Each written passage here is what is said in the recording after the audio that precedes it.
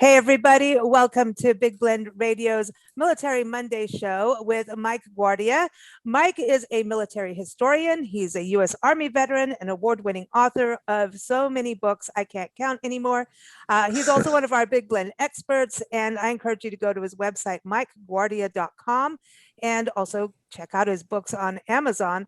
But today, we're really excited to chat with you, Mike, and welcome to our new format here on Zoom. Awesome. I know it's great to see you finally, I after love all it. these Yeah. years. Uh-huh. And Nancy says hi. And normally Nancy's on the shows, but she is doing something with dogs that she's keeping Okay. them quiet. But anyway, um, very excited because this is someone we wanted to talk about. Uh-huh. Last year, we were in Lancaster County in Yeah. Pennsylvania, in Amish country, and, Hmm. going, checking out covered bridges and everything. But we were at Lancaster Ridge Bed and Breakfast. And Susan Rymel, the Yeah. innkeeper, said, well, you must go to this park and you must go to that park. And we found it Hmm. was beautiful. Fall colors were slowly coming in. But she said in Ephrata is where she was, Yeah. there was a park and it was named after, and there's a memorial for Mr. Winters, General Winters. And Right. yeah, and Richard Davis, known as Dick Winters, and he was an officer in the U.S. Army and definitely a very decorated war veteran. And his he has a memorial inside this park, and he Hmm. used to live like when he was a kid, like when he between 8 and 10 years old, lived right around the corner from this park, which is also it's got his statue. Where the sculpture is actually like the duplicate of the one they did honoring him for D-Day and Yep. overseas. So it was really cool to see this. But then they also have a memorial trail, which is an old Yeah. Rails to Trails program, which I'm a huge fan of. Is when they take the old railroads, instead of just leaving them derelict, turning them into jogging and biking and cycling trails, and it's just beautiful. So anyway, we had to bring you on the show because you sent us on that Uh-huh. story mission to go and Right. get, well, it's generals and the generals footsteps, but Uh-huh. I think we're just really doing military history with you no matter what. But his Right. I didn't know about the Band of Brothers, and Nancy and I are probably the only people who don't know, and now we do know. But that was a series that it's his story. It There's sure books written was. about him, and then I didn't know this, but that also inspired Saving Private Ryan, the movie Private Ryan. In a lot of ways, yeah. Oh, So Dick Winters, he's been an incredible inspiration for a lot of young officers, and I think he will continue to be an inspiration for many generations to come. Yeah, and he really embodies the whole warrior ethos and the attitude and the culture that I think are part and parcel to that point in American history, where you had a generation that grew up in the wake of the Great Depression. They were already used to a life of hardship. They were already used to a life where you had to improvise in order to be successful. And really, it was that rough and tumble upbringing, I think, for a lot of young people in America at that time that made them as resilient as they were when they went overseas to fight the Axis powers. And he's just an incredible example of what a tactical leader should be. Someone who is at one and the same time tough as nails, but also has a heart of gold. when we learned about him, our first thought was, oh my gosh, what a connection to Hal Moore, who you've written, Right. what now, 3 books on Hal Moore, and Uh-huh. met him, and also do speaking engagements on his leadership excellence. And Correct. so when we were getting into his story, Nancy and I were like, oh my gosh, I wonder if they ever met. I mean, I know it's 2 different wars, right? Because Yeah. Hal Moore's Korean and Vietnam, but this was, I wonder if they ever met. That is a good question. And it's not even something that I even thought of until you just mentioned it. But, I can speak to one of Hal Moore's sons. I'm sure that if anyone knew of a potential meeting between those two, then yeah, it would definitely be one of Hal Moore's children. But yeah, my goodness, if they had met, I mean, just imagine the stories that they would have to share. When you take a look at how they led troops in combat, you really see that they are cut from the same cloth and that they really embody the same values that I think people in any organization would look up to. Their values that have made them good leaders in any of the organizations that they've led. Well, I think what's important is they didn't just lead behind the lines. They got into the Right. action with their band of brothers, really. And I That's think even right. the title says that. And that becomes like a lifelong family. And I think that's Uh, something Hal Moore definitely represented. And also, right. I bet you they did. Hal Moore went to West Point, and then Hmm. he taught at West Point. Dick did. So there was that. He went and did speaking engagements. He wasn't like a teacher there, right? He wasn't a professor there, but he Hmm. did go and do speaking engagements. But did you see that list of all his medals? I mean, Right. wow, he needs his own museum. He sure does. Well, I think And some of his medals are in Pennsylvania. I know he lived in Hershey, Pennsylvania, and correct. out there they do have one of the museums have his medals and some of his writings. And so I don't know, man. We need to. I don't know. I wish we could get them both together, but they're probably talking to each other up there. You know? Oh yeah. Yeah.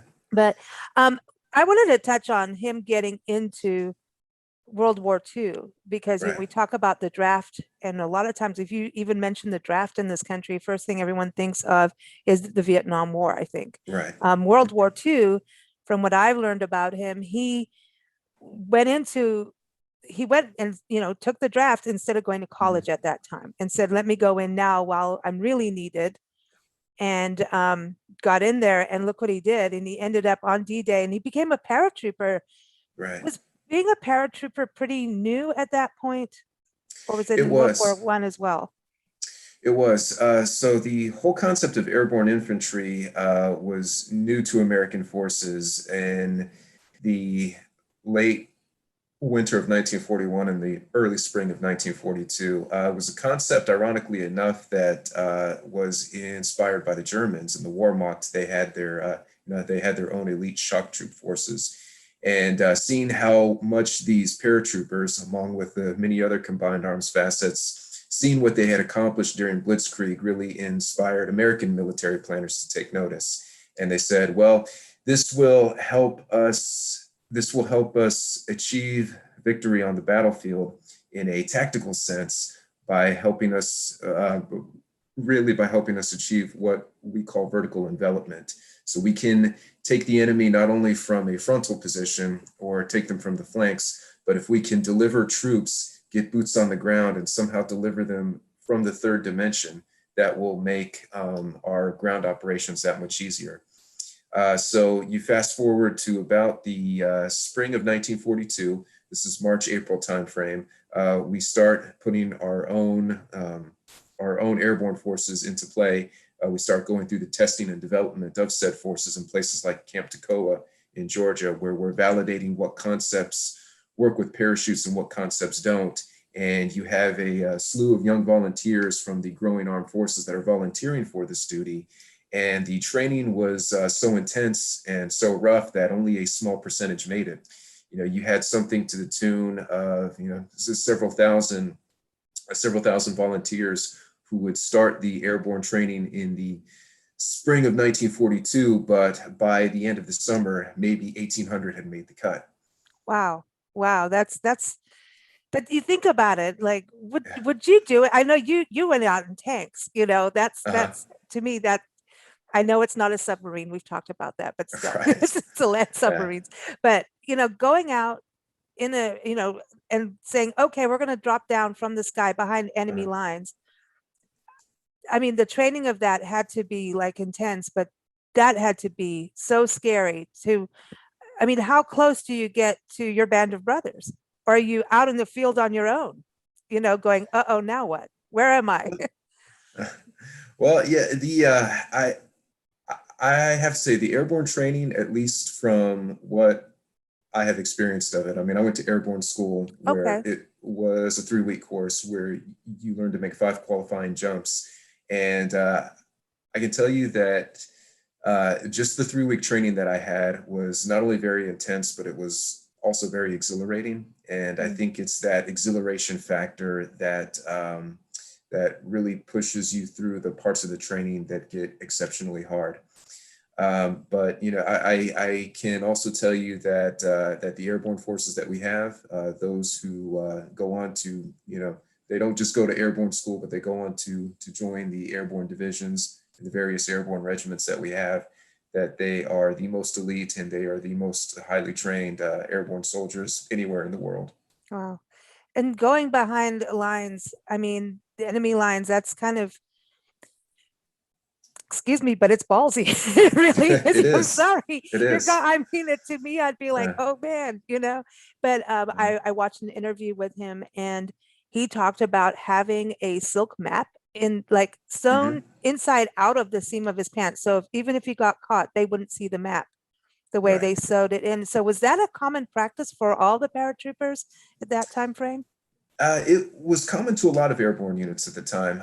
A lot of airborne commanders were exceptionally creative with ways that they could keep operational security. And a lot of them were telling themselves, okay, well, if there is an outside chance that someone gets captured, or if there's a chance that someone gets dropped into the wrong place at the wrong time, since at that since at that point, I mean, we're talking 1943 and 1944, airborne operations weren't an exact science at the Yeah. time, and they weren't quite as refined or quite as sophisticated as they are today. So miscalculating drops was a pretty common risk that you took whenever you sent airborne troopers into combat. So they said to themselves, okay, in the outside chance that somebody gets captured, or we do a misdrop and we intend to put somebody on one drop zone and they end up, 30 or 20 some odd miles away in a place where they're not supposed to be. What can we do to help ensure operational security so that if somebody has information, it won't be readily compromised? And that was, and the silk maps were part of that. Yeah. They also knew that printing maps on silk made it a lot more resistant to the weather. So if you were dropping into enemy territory and it just so happened to be the rainy season, well, your map casing is only going to protect it so much for so Mm. many thousand miles. If you have a silk map, it's going to be weather resistant for Wow. months and even years on end. Okay, so if you land in, this other Right. field far away and you get your Right. map out, you kind of need to know, like, okay, I mean, did they kind of know the map and go through that obviously before they dropped out of the sky and said, okay, so they Yeah. could kind of have some idea, okay, as they're going down. I'm just thinking like how fast it is for them, because in a way, like if you think about the velocity, you don't want to go down so fast, right? You don't want to get Hmm. hurt, and you don't want Right. to be too slow because you don't want the enemies to see you. And did they Right. do this at night, by the way? They did it at night and also during the day. Yeah, that's one of the risks that you take whenever you do daytime airborne operations is that the parachute itself is, and by design it has to be, it's a slow falling asset. So there's always a chance that a paratrooper is going to expose himself to enemy gunfire, because there's only so much that you can do when you're suspended from a harness and you're floating very slowly to the ground at, like, I don't know, maybe 5 miles an hour at the Wow. quickest. So Wow. yeah, and that's also why a lot of tactical airborne operations aren't really done from that high of an altitude. If you have your regular static line operations, typically you're not jumping at altitudes above 1,500 feet. Okay. So it's high enough to where you can get out the plane and the canopy can deploy, and but it's low enough to where you're not going to be in the air for too long.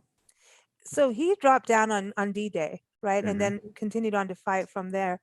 Right. So when that happens, like D-Day, I mean, that's a huge mark in history. Hmm. How many would go down at one time? How many would just like jump out and say, we're going over? Like, do you think, I mean, is it, Yeah. because I'm trying to picture that, I'm only learning. I'm still in school for this with you. uh, Um, but like, if you think about them all coming out, it's like, are they going to band up together and go, okay, let's right. go get them over here? Or are they off on their own, almost like snipers? No, so typically speaking, when you have paratroopers inside of an aircraft that's going to deliver them to the battlefield. They organize themselves into small little units called chocks. And typically, if we're talking about a C-47, then you're looking at maybe about 30 to 35 troopers per plane. And what they'll do is they'll line up along the inside fuselage of the plane that's going to deliver them to the battlefield. And then once the indicator light on the inside of the fuselage goes from red to green, that's the signal for everyone to start jumping out. And then they file out one by one. And there's enough of a timing separation so that two canopies don't get tangled up. And then once everyone has arrived on the drop zone, typically what you'll do is you'll have a chalk leader who will have some kind of predetermined comms with another chalk leader to say, hey, we are at this position on the drop zone. And then you'll have the platoons, companies, and even battalions start to consolidate at all these predetermined areas that are either going to be very close to the drop zone or maybe 2 to 3 miles out. Wow, wow. And you think about, like, isn't it World War I when we really started getting into air combat, and to Right. World War II, here we are dropping out of the sky. So Yeah. when you think about the pilots we've talked about in the books Uh-huh. that you've written, like talking about Yeah. the F-14s and Uh-huh. all of that. So they have to learn all of that, don't they? Well, they have to learn a little bit of it. You see, every pilot, he's going to do something that's called survival, evasion, resistance, and escape training, or SEER for short. And it's essentially a course that gives him or her a foundation to what they need to do if ever they need to bail out of an aircraft, and if they find themselves in hostile territory, how they can survive and how hopefully they can make their way back to friendly lines. Mm. So I'm just fascinated about it because it's just Yeah. it is crazy and just like, hey, we're just going to come out, Yeah. and listening to him talk about this, he's just like, Yeah. yeah, that's what we did, man. Like, no way. But Yeah. he also went on to fight in Belgium, France, Germany. You sure But did. then later helped actually, there's that. I mean, if we look at right now in this country, we're like pulling out of Afghanistan, right? And everybody has Hmm. different opinions of that. Um, Pulling out of a region and going from, okay, we're in war to not out of war. It's not like, okay, now we just quit and walk home. That's a different deal. And he kind of Right. helped in that effort, didn't he? Kind of He that did. that balance part. Right. He did. So probably one of the more heartrending aspects of his duty after actual combat operations had ended was not only to establish a security force within the immediate area of where his unit was, but also having to shore up some of the refugees from the concentration camp in Landsberg, where his unit ultimately discovered many of the Holocaust survivors. As a matter of fact, if you look at, I believe it's episode 9 in the Band of Brothers series, it goes into great detail of how Dick Winter's unit, Easy Company, first of the 506, came upon a concentration camp, and that was their introduction to the broader concept of the Holocaust. Since prior to this point, they had no idea that any of this was going on. So they not only had to process those refugees, they had to hear those horror stories of what had happened to them simply by virtue of being Jewish. And, not only come to grips with that, but also, make sure that they receive the proper medical care, and also interrogate a lot of local civilians as to what this, what was this death camp? What was this labor camp? What is this whole concept of putting people in striped pajamas and sewing a Star of David on their chest? Oh man, I can imagine that. I mean, not Hmm. knowing. So then you're Right. telling, hey, your leaders about, like, excuse me, this is what's happening, Right. going through that part. And so Hmm. that's kind of, I find it interesting about what's happening now. How we, just it's fascinating just with Afghanistan right now about, Right. what's going on, and now the Taliban. Hmm. And I mean, I can't speak on it, but I find it like, I read, you read and listen All to so right. many reports, you don't know what to believe anymore. Like, what was it, right Right. or wrong? Right. Well, It's hard. yeah, it's always hard trying to secure the peace after the fighting stops, and for that matter, it's even hard to, it's also pretty hard to determine when the fighting does stop, because in the traditional concepts of warfare, you don't stop until your enemy has decided that he's done, until he's decided that he doesn't want to carry on anymore. And in the case of World War II, there was a definitive endpoint. We got closer to the goal line when Adolf Hitler committed suicide. And then we had an official drop dead date when his second in command ordered the German army to surrender. So at that point, it was very easy for us to determine when the conflict stopped. And I also think, given the geopolitical context of the time, it was a lot easier to secure the peace afterwards, because we all knew who the aggressor was. We all knew that it was a faction that was controlling this particular country in this particular part of the world. Everyone knew who the winner was and who the loser was. And there was a party of winners that could invest their resources into rebuilding this country into a post-war state that would not cause trouble again in the same manner that it had in 1938. Here in Afghanistan, we have an entire different construct. We have a culture that is so radically different from our own. When we were fighting the Nazis in World War II, there was a little bit of cultural compatibility there, simply because essentially it was part of Western civilization, so we had some commonalities there. Here, the culture is different, the ethnicity is different, the religion is different. And, if you take a look at not only Afghanistan, but the Middle East as a whole, stability has been the exception there. It has not been the rule. And there are as many reasons out there as the day is long for why that region has not been stable. But it was never going to be as clear-cut defining the peace and securing the peace in Afghanistan as it was in Nazi Germany, 70, almost 80 years ago. Right. And I think it was a world war, like everyone coming together a little bit more, and I think that's, but it's interesting to me, going back to Dick Winters, here he was fighting and doing this, and then trying to, finish the peace part. And then he had other things he wanted to do before he got drafted or accepted the draft and went, he was going to go to college and everything. And he ended up doing a lot of business. In fact, I think he was taking like the byproducts of chocolate and selling them to farmers or something. I'm like, you're giving pigs chocolate. I don't know. But anyway, but hey, Hershey's, Pennsylvania. But so he did have a business career, but basically the military and the government, the greater government wanted him to continue on. And he didn't. Right. So he was actually pretty lucky in the sense that he finished college about 6 months before Pearl Harbor started. And he was one of those who enlisted shortly before Pearl Harbor. And, he was able to earn an officer's commission and did exceptionally well. But as time kept dragging on, he found himself at a crossroads. He said, okay, well, I can either stay in the Army, which he very seriously considered doing at one point, or I can get out.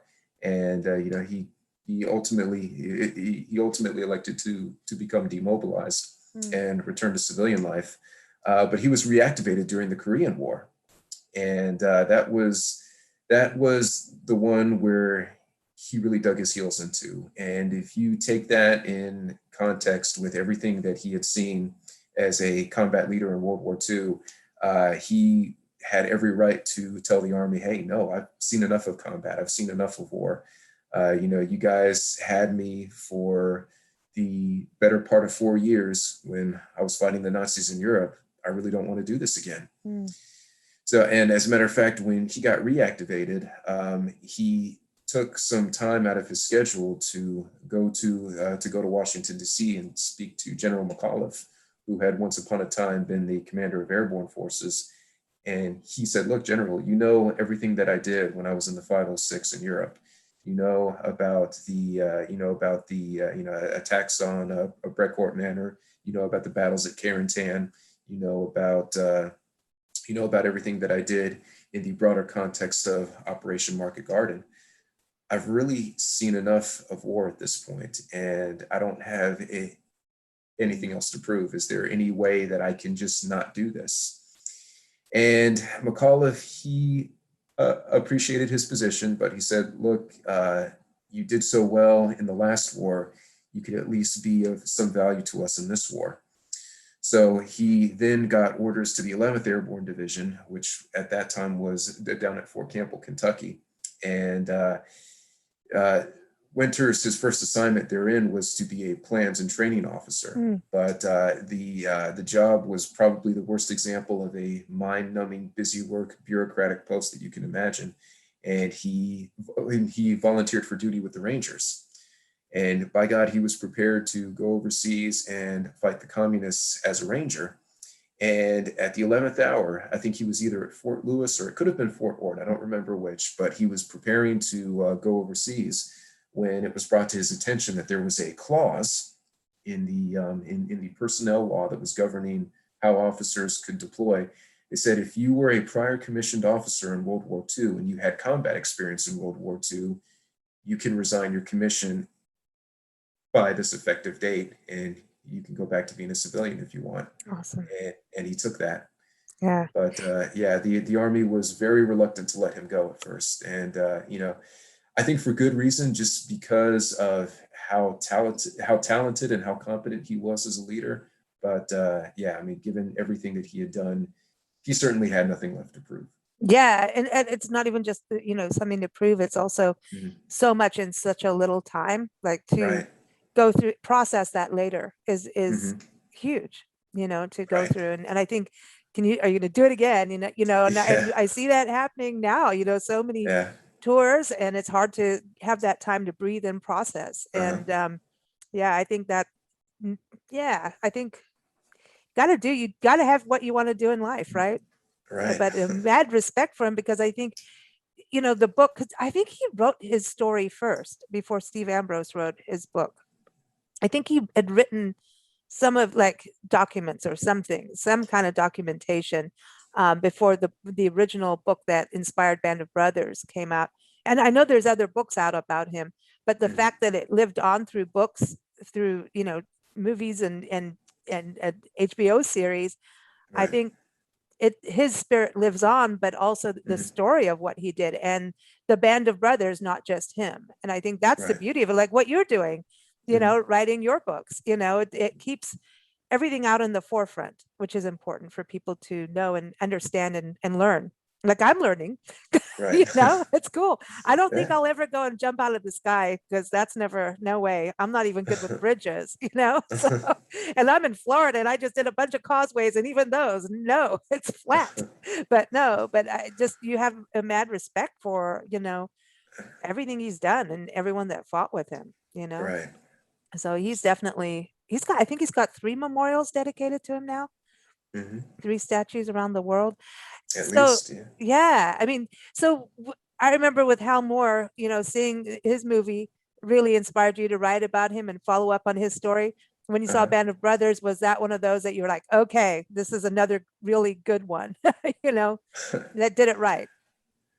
Yeah, it was an incredible inspiration for me to see that film. And, just to see how well the actors portrayed those characters, and to also learn about what happened behind the scenes, that each of the actors who was selected to play a particular role, many of them got to meet the real life counterpart of the person that they were playing. And just the intense training that they all went through in order to make that miniseries as realistic as it was. It was an incredible inspiration for me to see that, and said, okay, this is really the way to make a war picture, or in this case, to make a war miniseries.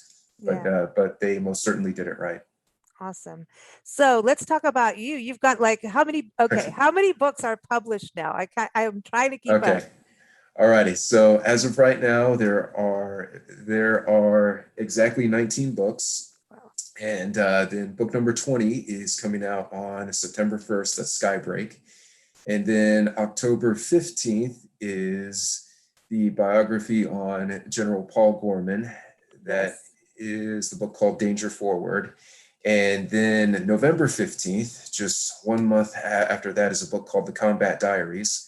And that is a collection of that's a collection of short stories from World War II, all of whom follow the individual lives and service careers of about 24 individuals, many of whom remain unknown to the greater American public. Oh, wow. Just by way of example, there's one story in the Combat Diaries about an Army Air Corps sergeant who was shot down in a B-24, and he ended up surviving internment in 3 different German POW camps before the end of the war.